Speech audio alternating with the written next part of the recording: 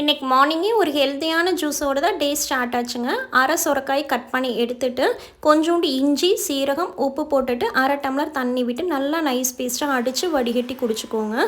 இது வந்து diabetic பேஷண்ட்ஸுக்கும் weight loss இருக்கிறவங்களுக்கு ரொம்ப ரொம்ப நல்லதுங்க. வாரத்தில் ஒரு நாளாவது கண்டிப்பாக குடிச்சிக்கோங்க. கொலஸ்ட்ரால் லெவல் நல்லா குறையும். இன்றைக்கி லஞ்ச் பாக்ஸுக்கு வெஜிடபிள் பிரியாணி தாங்க. குக்கரில் 2 டேபிள் ஸ்பூன் தேங்காய் எண்ணெய் விட்டு பிரியாணி ஸ்பைசஸ் ஒரு பெரிய வெங்காயம் கட் பண்ணி சேர்த்து 3 பச்சை மிளகாய் வதங்கினதையும் 2 தக்காளி கொலையை வதக்கிட்டு கேரட் பீன்ஸ் உருளைக்கிழங்குலாம் சேர்த்திட்டு உப்பு போட்டு அது வதங்குறக்குள்ள மிக்ஸி ஜாரில் ஒரு 4 சின்ன வெங்காயம் 10 பல் பூண்டு இஞ்சி பட்டை சோம்பு மல்லி இலை புதினா இது எல்லாத்தையுமே அரைச்சி சேர்த்திக்கோங்க. நல்லா ஸ்பைஸியாக நல்லாயிருக்கும். அது கூடவே ஹோம்மேடாக அரைச்ச பிரியாணி மசாலுங்க எப்படி அரைக்கணும்னு ஆல்ரெடி வீடியோ போட்டிருக்க பார்த்துக்கோங்க. 1 டேபிள் ஸ்பூன் வரமிளகாத்தூள் 1 டேபிள் ஸ்பூன் தயிர் சேர்த்திட்டு 1 டம்ளர் ஜீரக சம்பா ரைஸை நல்லா வாஷ் பண்ணி 1.25 டம்ளர் அளவு சேர்த்தி 1/4 மணி நேரம் ஊற வச்சு சேர்த்திக்கோங்க.